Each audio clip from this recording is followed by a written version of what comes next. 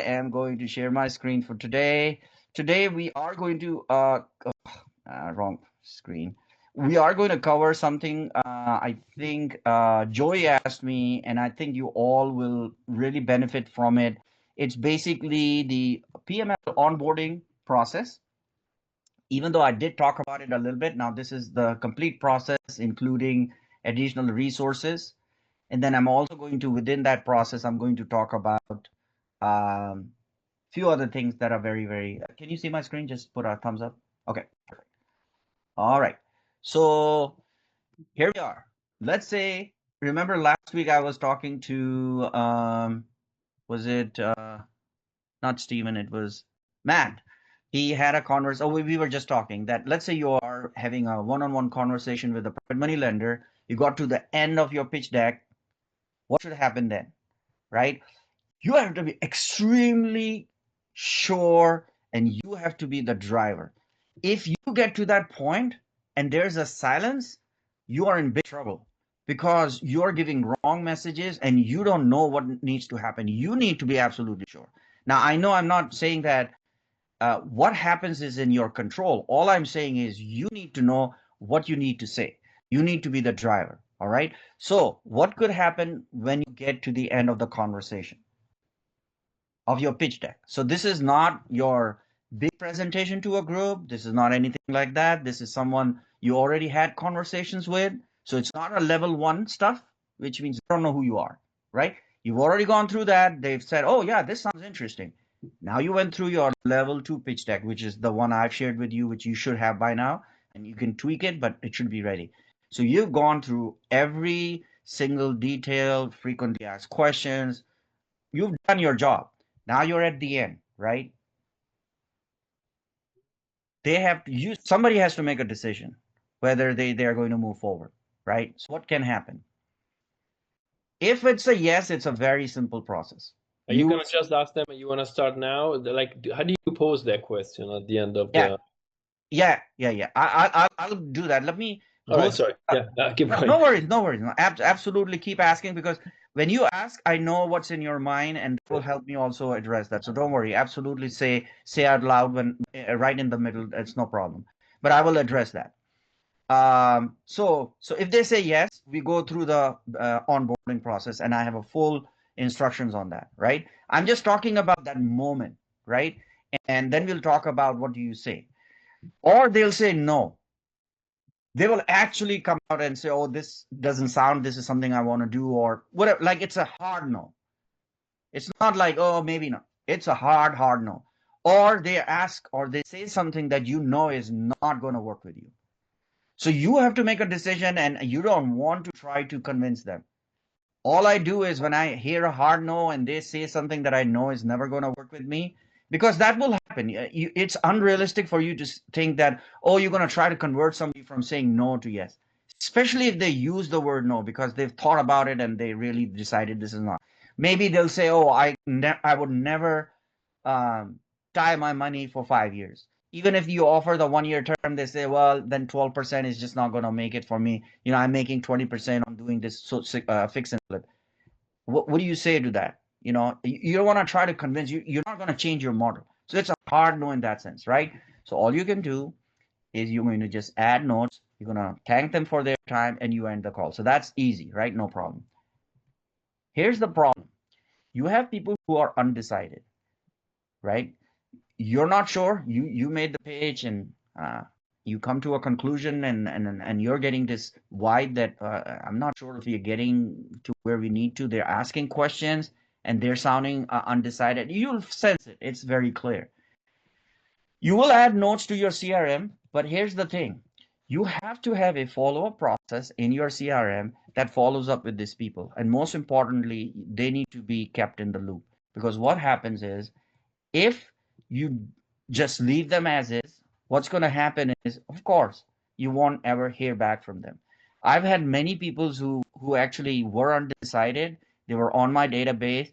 They saw me again in another presentation and another custodian. Just because they were on my database, they were hearing that I'm going to be appearing on another event. They did that event. Something clicked, something changed, and they came back. All right. Now, the reason why I'm mentioning this more is because this is your vast majority of when you come to the end, that's where they end up. You will most likely not get a hard, not a hard nose, because if you've done your work right and you get them on the call, you have sifted through those people, and they're not going to be one of those. But then you will come across a lot of undecided. All right. So I'm going to open this question to you.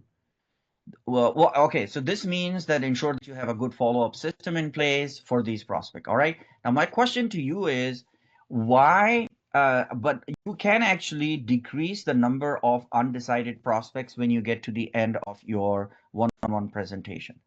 Do you want to guess how you can do that? Anyone?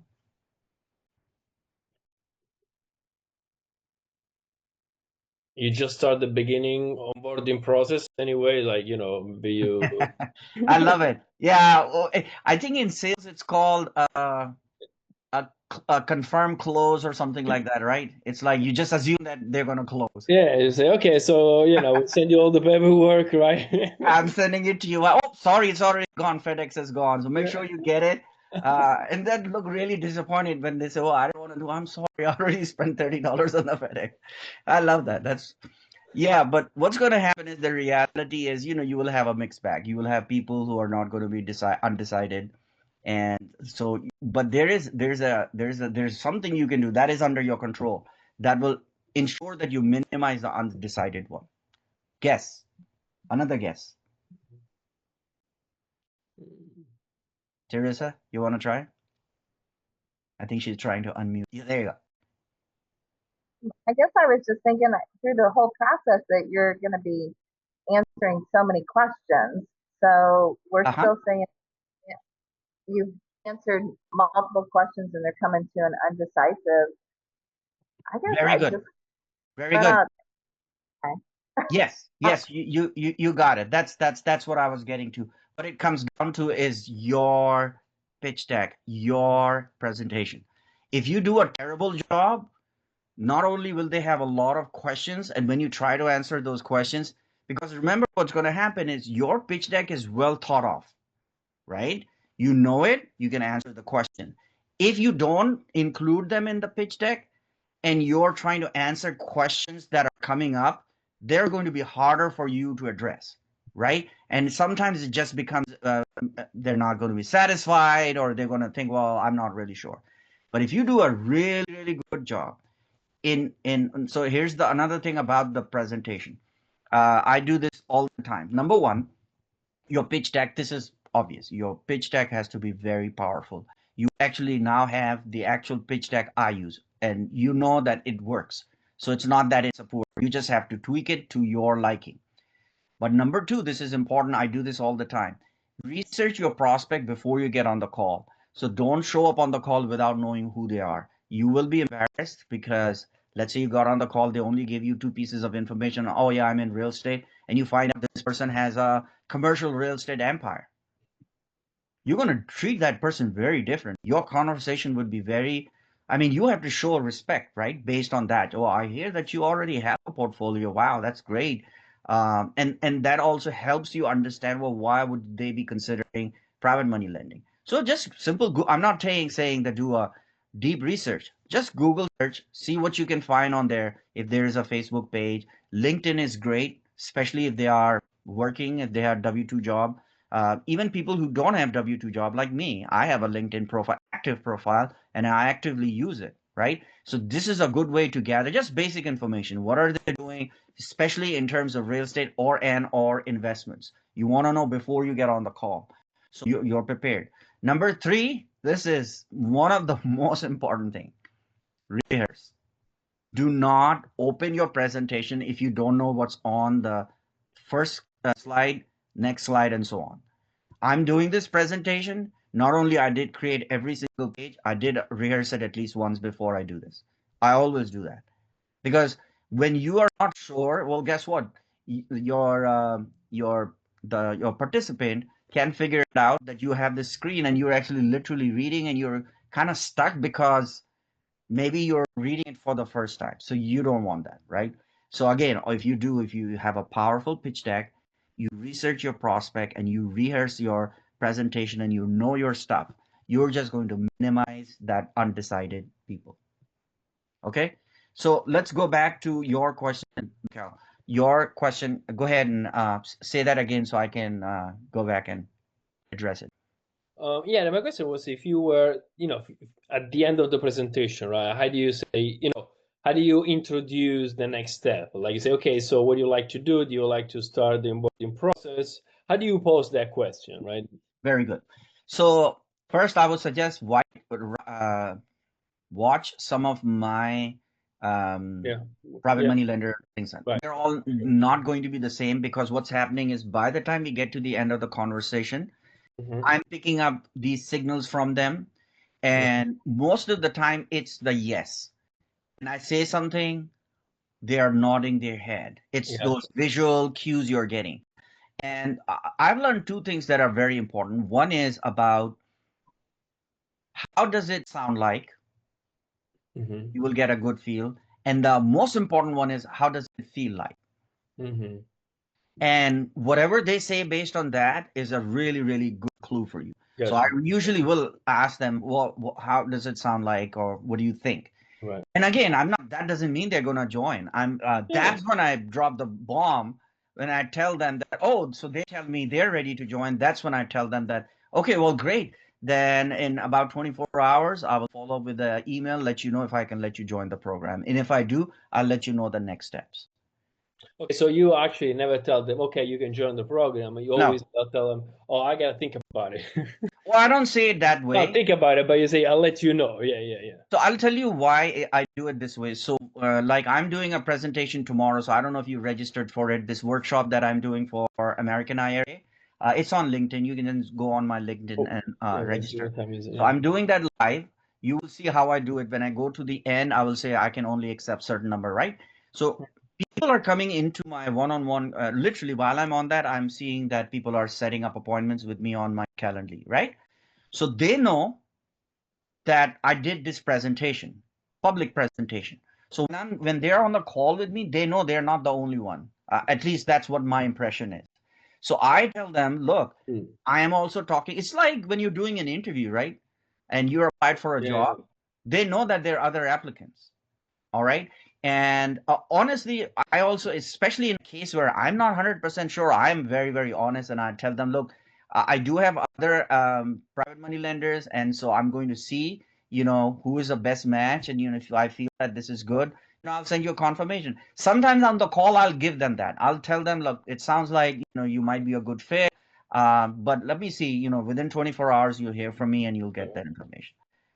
Which makes total sense, right? If you're doing like a big seminar, webinar, right, with a lot of people, right? But if you do a one-on-one presentation, right, you almost think about that Yes, let's talk about that. What do you think you can say which is similar in that concept, but not using the idea of other applicants? You could just say that, I don't want you to lie, but if you're active and you're talking to other people, you could say that I am speaking to some other prospects as well. And be honest. And let me tell you this. Okay. This is the truth. This is the real truth. Okay. Because we are in a closed group, I can share this with you. When I get a property, I have 2 properties under contract right now. All right. One investor is already picked up. Okay. The other one, I still have it. The investors have not picked up. It's on my portal right now. Okay. Well, what's going to happen if it doesn't sell? Then I may have to wholesale it, right? Yeah. Okay. Now, what if I have 2 investors who suddenly say, I need a property and I don't have any property? What I'm talking about is disconnect between the deal flow and the investors. So think about it. If you accept every investor and you cannot deploy their funds, you have another kind of a problem, right? It's your job to explain that to them in a way that you're in the driving seat. So the way I explain it is the truth, is that I control my deal flow and my investors, how much I can deploy. If I get too many people in my system and I don't have enough deals, I cannot deploy them. So I have to be very choosy. There's nothing wrong with that. You could say that, I have to be very choosy, unfortunately. But from the sound of it, it sounds like you might be a good fit. But you know what? Give me 24 hours and I'll let you know. Does that make sense? No, So it makes you don't sense. have you don't have to lie, but No, it makes sense. Yeah. that's the truth, right? That's how you go. Your system is going to be set up like you're not a big wholesaler with 100 deals. That's No. not it, right? It's the same thing. You do not have 100 private money lenders. You are balancing it out, right? So you cannot do that. Yeah. And just watch my videos. As you can see, you will see some of them they're really on the dot. Some of them they're not. And towards the end, I'm kind of based on what I'm getting, I'm making decisions. So there's no right or wrong answer per se in that sense. Hopefully that helped. Okay. All right. So now the onboarding process. So again, we went back on the Zoom call. They said, yeah, this sounds really, really good. So I tell them I decide whether I can accept them in the program within email via 24 hours. All right. And like I said, I explained to them why I have that process in place. And most of them have no problem with that. They understand that, and there's nothing wrong with that. So yeah. So this one is I've done this, by the way, for your information. You may think that I accept everyone who comes in. I have said no to some people because uh, during the call, they have the money, they're ready to go, but they're like asking me questions like, "Oh, I want to see the deal," or "I want to see the appraisal," or I want to." There's a lot of I and a lot of control, and even during the conversation, I see a lot of control, and a lot of things they're saying is contradictory to my system. I can sense it's not going to work. You'll come across these people, trust me. You'll have a feeling of that. And the best way is a very soft way of saying, I'm sorry, unfortunately, at this time, I cannot accept you in the program. In the future, if you're interested, you can join. And I've had people. So for one other reason for saying no is someone who says they want to join your program, but they don't have the money ready yet. Why would you let them join the program? Do you see what I'm saying? So that's an easy no. Not because they're not interested, or they just don't have the money ready yet. I mean, what are you going to do? Accept them in the program and they're just going to hang out? And that's what the problem is. That's what a vast majority of people in our school community who are saying, "Oh, I found a private money lender." They have no verification. They have no idea the person has the money. I mean, just because they say they have money doesn't mean anything, right? Because that's one of the first thing I do when I do accept them in the program is I look for proof of fund in writing, and I ask for a driver's license, which is actually just for fun. No, I'm kidding. The idea is you want to know who they are. You want to know their legal name. You want to know who you're working with, right? So those two pieces of information will get me the little bit of more information than just the person off the street. Make sense? Yeah. So I mean, another question. So let's say Yeah. you have someone that say, you like him, they want to join, but you don't have a property at the moment, right? You just don't have it. What do you do? What do you tell them? Like, hang on, or Yeah, well, so here's the benefit of this is I'm very honest and transparent. I tell them, look, I tell them this is the words I use. I'm not a big player. Because a lot of time, a lot of companies that show up on these custodian presentation, they're like billion-dollar companies and they've got staff. So I tell them that as a benefit to them, that I'm a small operation, you have direct access with me. But the downside is the deal flow is not like hundreds and thousands of deals. right? And when they actually have access to the portal, they can see how many deals there are. I've had no deals for several months. That happens, because I reach out to my private money lenders and some of their funds are stuck. Some are saying, "Oh, I still have to wait." So I don't need to buy. I'm not in a hurry. I also wait. So this month, I had a new private money lender who was interested, so I got him a deal. And another property just came in, but there's somebody else already interested in buying it from me. So I don't know. I have it, and I'm doing a presentation tomorrow. If I sign up new private money lenders, and if they're ready to go, maybe I can assign that to them. So that's a very good question, and that is it is a challenge that you will come across. It's a matter of how you handle it, how you work it, and you can do it. Just don't portray yourself as somebody big, because then that you're going to be sorry, Yeah. because then they're going to come to you and say, well, I thought you were, Yeah. somebody asked me, I tell them. And they ask me, oh, how many properties you have? Obviously, I don't tell them exact number. I tell them the asset valuation. I said, we have about $1 million asset under management, AUM. That's what the term used in the industry. And in terms of how many people you are, I say, I have a very lean. I work by myself. I have a VA that works for me, and then all other duties I hire outside contractors. I tell them, real estate agents, people who do inspections, people do all. We just subcontract them. Just be honest, because at some point it's going to come back to you. So, Yeah. got it? Okay. Yep. Cool. So, yeah. So here's the thing about the no people. The no people, like I said, if there is a reason why you feel at that time it's no, it's fine.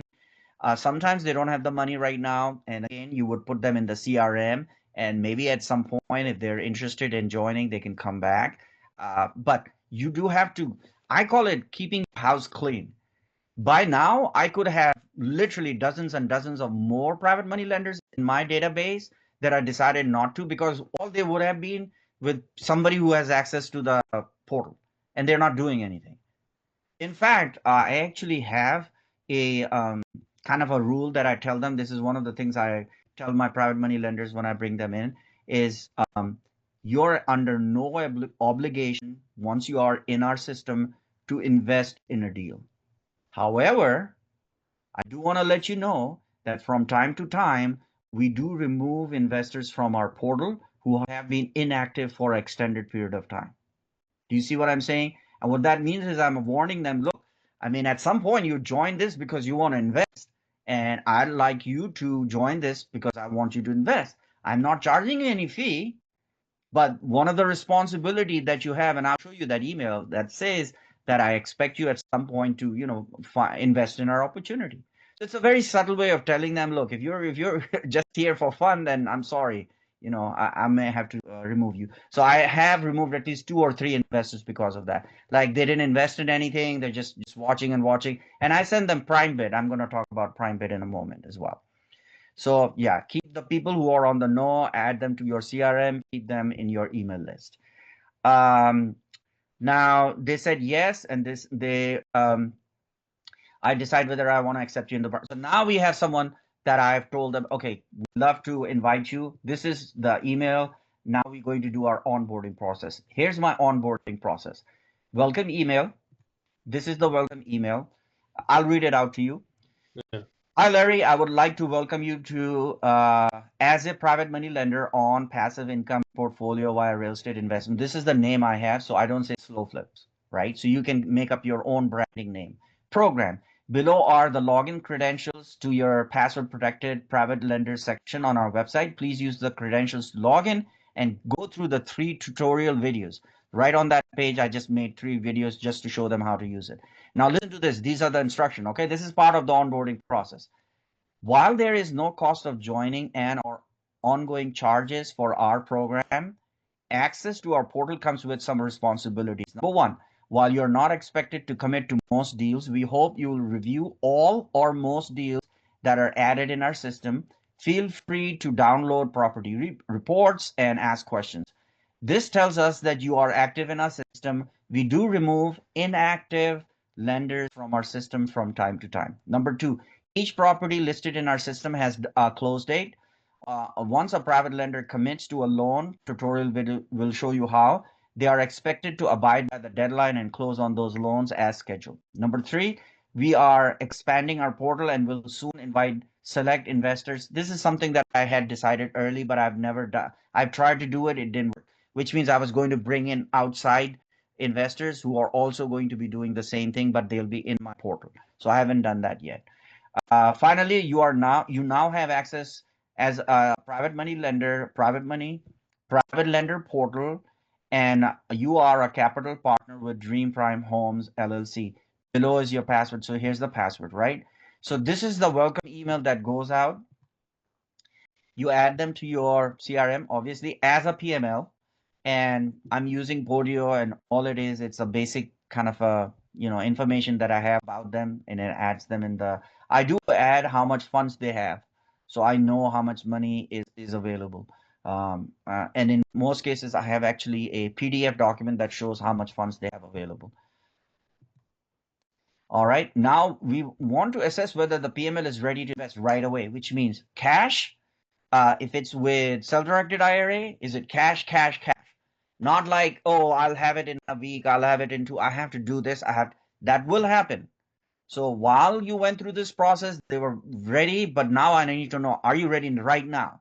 Right? So at this stage, you need to know at this point. So if it is yes, I would like, there's no misunderstanding. I would like it in writing. So instead of a phone call, I do it via email.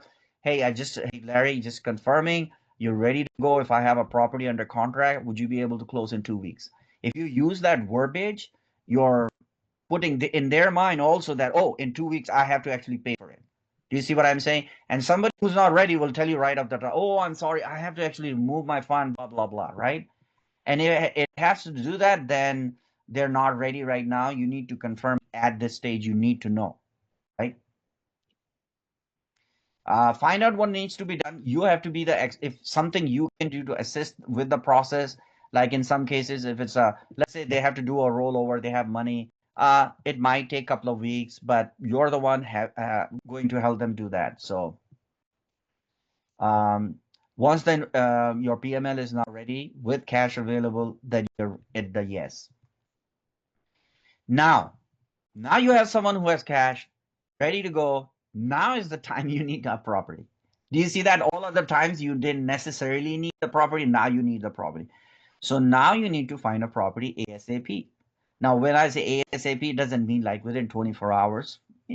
That's why you got to be marketing all the time. You should be looking all the time. You should be making contacts all the time. You can buy from wholesalers. You can do a lot of different things.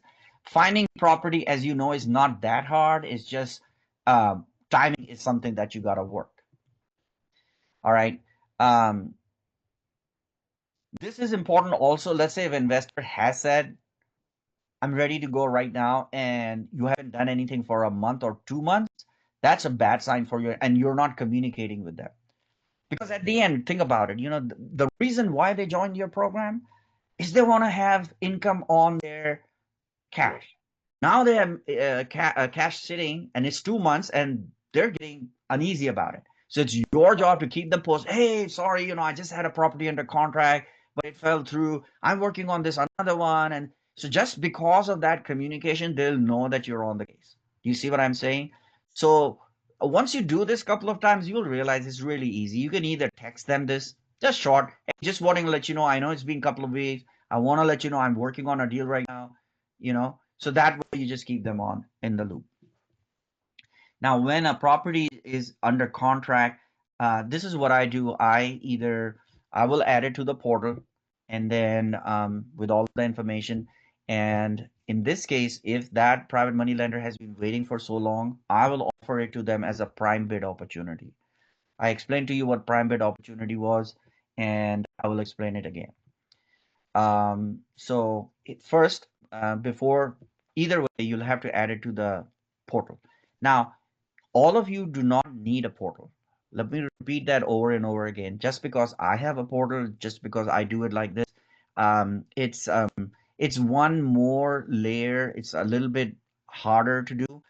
In your case, you don't have to do any of this. All right. You need to start building your way towards this, but you don't have to. You're just going to make it harder for your private money lender. You can just email them the information. You can just send them the pictures however they want. You can put it on a G Drive. By the way, G Drive is so cheap. I couldn't imagine for years. I just was so frustrated. Putting stuff here, putting stuff there. I mean, for like $4 or $5 a month or something, you can get 1 TB, and just put everything there, send them a link. That's really the easy way. Your walkthrough videos and your pictures. Your investor just looks at them, email them. So I'm trying to tell you is, just because I'm showing you like this doesn't mean you have to have a portal. Okay, I'm just very organized. I like to do it this way because it also portrays that you have things under control. You know how you're doing it, and it's very streamlined. So what I do is I add the property, I add the pictures to the website, I create the property report, which I showed you how to do that, and everything is on the website. Now you have two choices. You can offer this to all your investors at the same time, or the one who's been waiting, you can do a prime bid. And if you remember, prime bid is like a first dibs, right? While all your investors can see the properties there, not everyone can bid on the property or buy that property. Only the person that you're offering it to. This is how the prime bid works. I actually did a separate video where I show you step by step how I do the prime bid. Okay, so that will be when you see this video recording in school, that would be an additional video that you can watch. It'll show you step by step how I do it. So this is how the prime bid opportunity works. This is the email I sent. Dear Leslie, we are pleased to inform you that you have a prime bid opportunity. This word prime bid, you can make up your own. I use prime bid is because my name of my company is Dream Prime Homes. So get it? Prime bid. You can come up with your own. So you have a prime bid opportunity period on a property in our system in case you did not follow our announcement when a property is added to our system but needs to be closed quickly. It is offered as a prime bid opportunity. This means each private lender in our system has a private preview commit period for this property. There is a hard deadline and then I give property details. And this link right here is a direct link to where it is on the website. You could have a G Drive link where you have the pictures and all that. And then property report. Your hard deadline, I tell them the hard deadline, but here's another thing I add. If you can either reply back by that deadline or you can reply pass now and we'll offer it to the next lender. What this does is, let's say whatever reason I wasn't aware that the person funds are tied up, he'll just say, oh, I'm sorry, I don't have the funds right now, so I'd like to pass. So you don't even have to wait 24 hours. They'll let you know right away. So this is how that works. So like I said, I've actually did a separate video where I showed you exactly step by step how I create the prime bid. So you can watch that video because I can't show you while I'm teaching this and that. So I did this video as well. So that'll be an additional video for that. All right. Now in the onboarding process, so I showed you the onboarding process and how to get your PML engaged. Again, I already explained you don't necessarily need the portal part, but I just wanted to share with you how I do it. You just need to have whatever process you want, very streamlined and easy, that it works for you, right? If you're not into, oh, my portal is too much, I'll just get a G Drive, I'll just put a folder up there, I just send them a link. But I need to be able to do it very quickly. Create templates in Gmail allows you to create templates so you can reuse them over and over again. So you don't have to, I have templates for everything, right? So you can do that. All right. Okay. Now, this is the other part. Remember adding properties to your website. Again, you don't have to do that. But if you decide to do it at some point, you know, one of the benefit of having a portal, one of the biggest benefit of having a portal is that all my properties that I've done in past are also on the portal. It just adds to your credibility, right? Because when you're sending them one deal, they're looking at this one property by itself with no context. When they go to my portal, they can see all the other properties I bought, and whether they're in our portal or some of them I've wholesale, they can have an idea of what price point we buy them. They're all at the same price point, what kind of properties they are. And I'm very transparent. They can check out whatever they want to.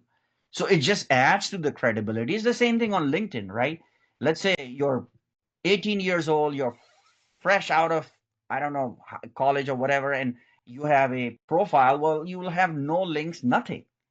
But think of somebody who's been working for 20 years. Now your profile has a lot of things. You have referrals, you have affiliations and all that. It's the same thing with this. In the portal, you can show off all the things you've done. So it adds to the credibility. So that's why I have a process through which I add properties to the investor portal. And so the first thing is I find deals, I analyze them, and I offer. If, let's say you do the first part, and I know you're not like that, but I'm just saying that so that you know, if you're doing finding part and analyzing part, but you're not really making offers, well, guess what will happen? You won't buy any property. So your purchase is directly proportional to the number of offers. Now you will get very good at it. When you get very good at it, you don't need to make a lot of offers to buy properties. So I don't think I'm that great, but I can analyze properties very quickly and I can offer very good. Did I tell you about this property that I have under contract? I just got under contract. Um, so the agent was walking through the property for me with my boots on the ground. While he was there were two other agents showed up for the same property for other people to buy. The property was literally on MLS for an hour. So within a 2 hour period, by the time they got there, it was an hour two. There were two other people there. Before that person left, before my boots on the ground left, they had multiple offers. Now, what do all of this tells you? Oh, I should just give up. I probably lost the deal. No, I placed an offer, and guess what? Everybody was saying that, oh yeah, they'll get the offer. The property was listed at 35. I placed an offer for 30. Guess what happened? My offer was accepted because not only did I do the analysis, immediately I realized that the property was really, really undervalued and they just needed to move it. The property was valued as is was 50,000. After repair value 80,000. Big house, big house. I placed an offer with proof of funds, accepted by the end of the day. So you just have to be fast to know when you do find a good property, just don't like sit and think about, let me think. No, move on the properties that you can really fast.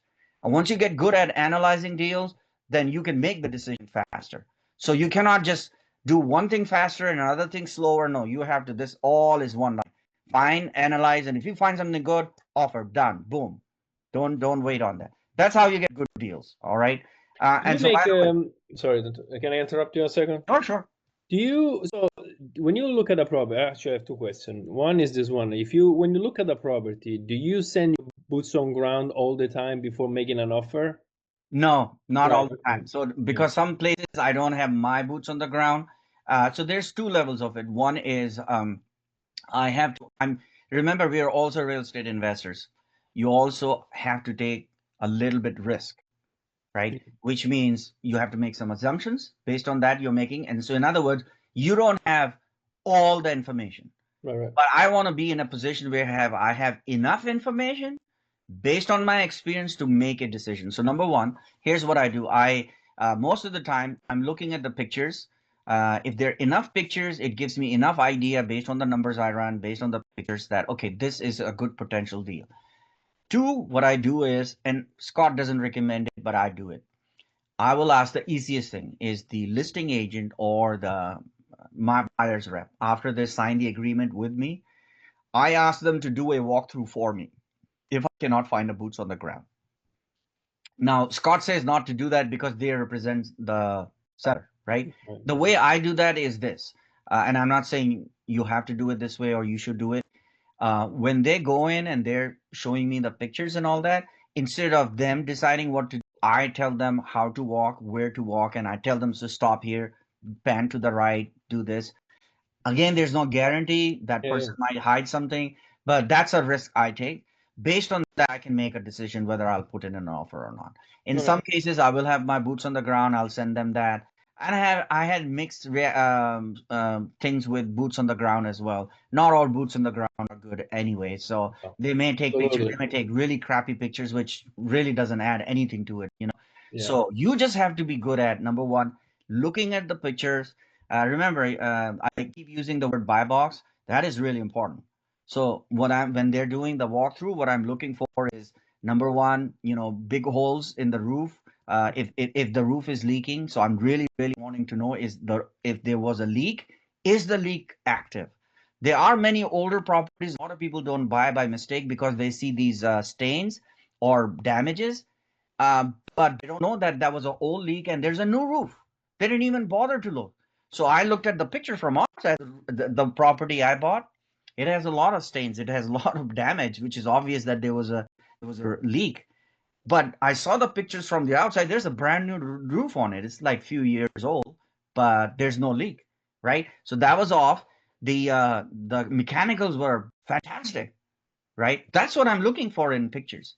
So I got that done, and then I'm verifying, the rooms, the number of bedrooms and bath. I'm verifying, how long has it been vacant and stuff like that. So I'm using my experience to decide whether, how far it is from being habitable. Really comes down to that. And as soon as I realize that, and I'm running my numbers, I know where it stands in terms of comps.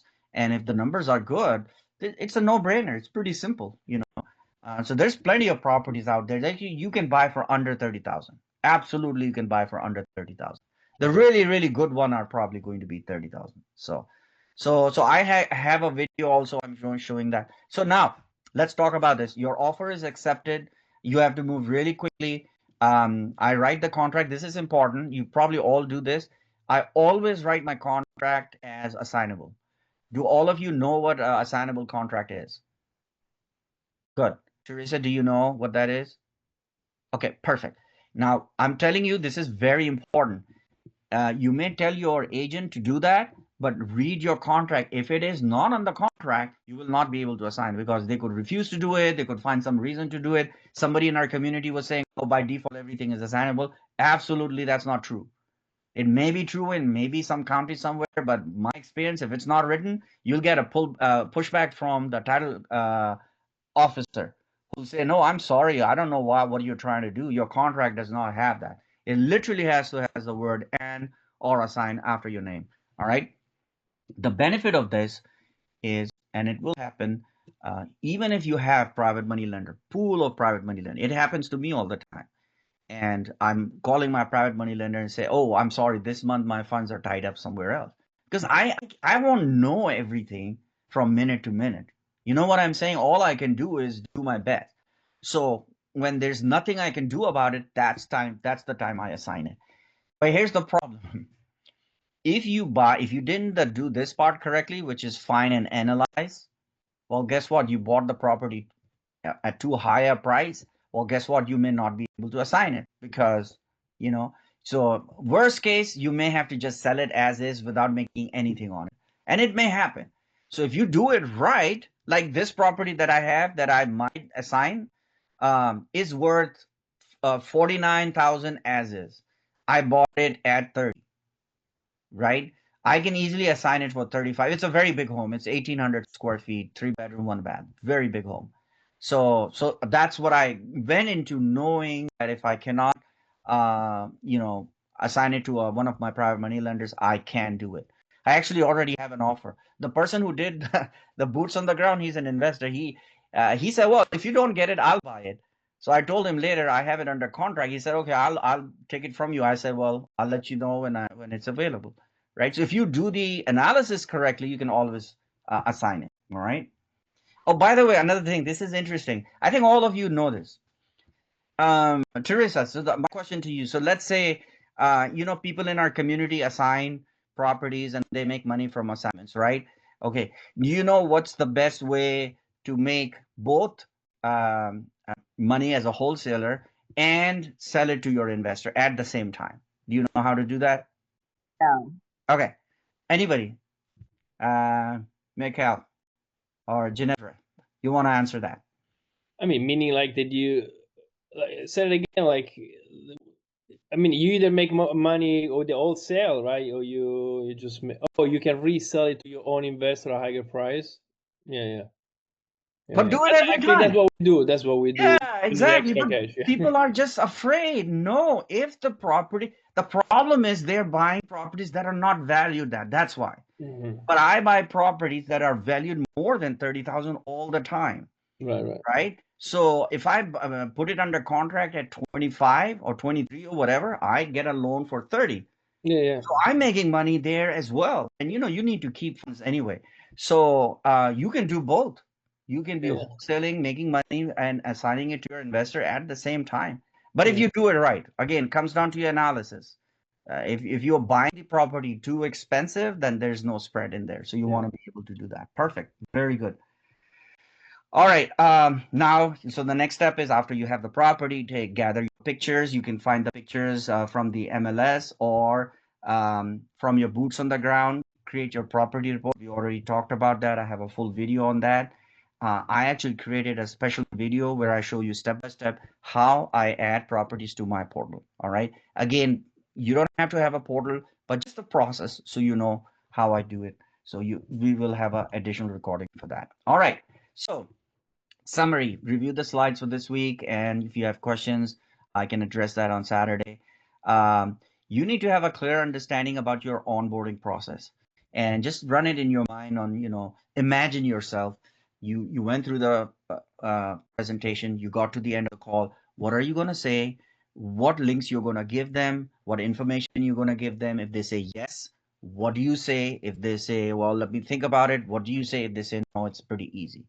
So if you know ahead of time, you're going to be on top of it. If not, the worst thing is you don't want to come across as, let me tell you about someone who's been DMing me for like a couple of days already. He's in the community. He's not a student of mine. He's in the community, and he's asking all these questions one at a time because he's got all these private money lend, and he doesn't know. He's making presentation, and after that, he doesn't know. The meeting ends.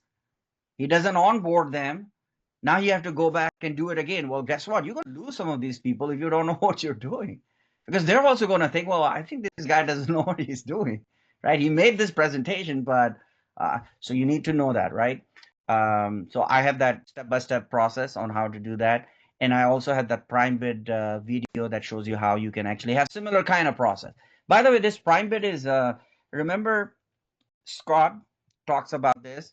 Um, let me share this story with you. So when I first started and I had my system set up, and I was very proud internally that, oh, I got my portal set up and investors and all that.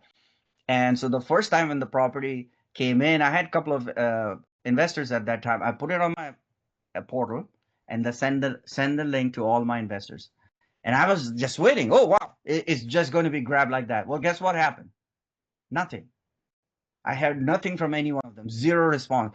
Now I started panicking. I'm like, man, what have I created? I don't know what I'm doing.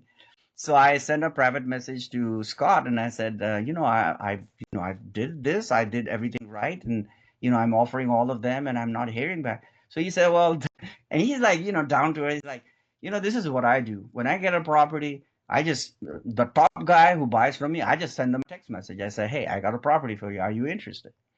And that got in my head is, that's what it is we're dealing with people like that, people to people contact. So I said, okay, what can I do that is similar to that but not as what Scott does with text them? So I came up with the idea of private, which is same idea. What it simply means is it's an exclusive one-on-one offer, right? People like that, people appreciate that. Believe it or not, they will appreciate that you're thinking of them, and they'll be honest with you. I found that people who don't use the opportunity will tell you right away, oh, thank you for thinking of me, but right this month is bad, but let me know next month, I'll definitely be in. And so it works really well. Okay. And you should also now have a clear understanding of how you're going to be adding properties somewhere, whether it's Google Drive or your website, so that you can share this with your private money lenders. So again, I have a step-by-step instructional video on how to do this. Okay, so that's all I have. Any questions about anything? Yeah, I had a question. So do you share like the promissory note or maybe the deed of trust for the mortgage with your lenders before maybe getting on, like before the 2 weeks right deadline, just to make sure that they understand everything? They want to review something, they want to make comments or changes. Very good question. Very good question. So yes, you have to. What I do is I do a draft version with their information on it and Yeah. send it to them, knowing that they know and you know that it's draft. Yeah. However, I've never had a pushback from any other than one. I'll tell you the story, but never had any pushback from any private money lender. They review it. They may show it to their attorney if they want to. I don't really care. It doesn't matter to me. But all I need is confirmation that the names are correct and that we can proceed. And once they say yes, that's when I convert it into a PDF. It's a Word document. Well, whenever I send it to them, it's a, PDF anyway. Yeah, we do the same. Yeah, so Yeah, they might but accidentally change something you don't even know. Yeah. absolutely do the draft, because the last thing you want to do is you send FedEx, notarize and everything, and they get it and they, oh, sorry, I should have told you that this is not right. Now you got to do it No, no, again. we did the same actually. We did the same to make sure, but I wanted to know if you were doing the same kind of Yes, process. yes. I know it can Right. be a roadblock last minute. You have to close. They say, "Oh, actually, I don't like the way you word this stuff." Right? You gotta go Oh, back. You gotta I, agree. Maybe it takes a week, right? And the deal goes on. so here's the other thing. This is an experience I can share with you. I had a private money lender. She was very experienced, and I showed her everything. I explained to her everything, and I sent her the promissory note and mortgage, and she said, oh, my attorney looked at it and there's too many red flags. I'm sorry, I'm not going to do this. And most people, you know what they would say? Oh, tell me what it is, and we can maybe, I said, okay, that's fine. Thank you for, and I took her out from the portal. I don't want to do business with her. I mean, there was a way to do it, right? She could have said, okay, you know what, some of these things are a concern, but the way she approached it, very aggressive and all that, I don't have to deal with that, right? You say, okay, fine. I'm not going to change anything. Now, it's reasonable if somebody says, look, some of the things that are section this says this, can you Yeah, make it's very this? precise, right? It's something. Yeah, small things like that. You should be flexible Right. on small things like that, but big things you should not be. Interest rate, all these things that you said, you should stick with. Yeah, about today's presentation, I was wondering regarding the process of placing an offer. At what point would you renegotiate? Let's say you look at a property, you really like it, and to ensure you get it, you place an offer. So property is at 35 and you offer 30, and you send your boots on ground after because you want to do it quickly, and you realize that there are minor repairs to do, let's say a couple of $1,000. Would you renegotiate the price of the property at that point? So I don't do that because what that shows is that, I mean, I didn't know first of all, understand this. Most of these deals, like I said before, the agents involved and all that, they're not making a lot of money, right? So they want to deal with people who deal with these are distressed assets, which means they know going into it. When they do the walkthrough, that's when you should be estimating what your offer will be. So in other words, my offer is never made before I do the walkthrough. So my offer is made after the walkthrough. Now, if there is something that was not verifiable, then in the contract, acceptable contract, I would put 3-day contingency subject to certain things. But after that 3-day, it's hard. It should be confirmed. Now, so renegotiate. I mean, you could if you find something that was disclosed to you that you found to be untrue, yes, then you have absolute right. For example, I don't know, let's say when you did the initial walkthrough, let's say there were appliances in there or something like that. It's really nice appliances. It has happened to a lot of people. And they even tell you that in the contract. Sometimes they will have to tell, oh, all of this is included. And you do a walkthrough on the last day, right? By the way, you know that you should always have a walkthrough before you close. So before I close now, remember, you cannot get out of the contract, but you can refuse to close. You could say that, oh, I'm sorry. You remember in the contract, it says all the appliances are included. My boots on the ground went there yesterday and nothing is there. So I'm afraid we will have to readjust for those appliances missing or anything in that sense, right? Same thing with stolen copper wire. That has happened several times. So yes, in those cases, you will have to renegotiate because it's not your fault.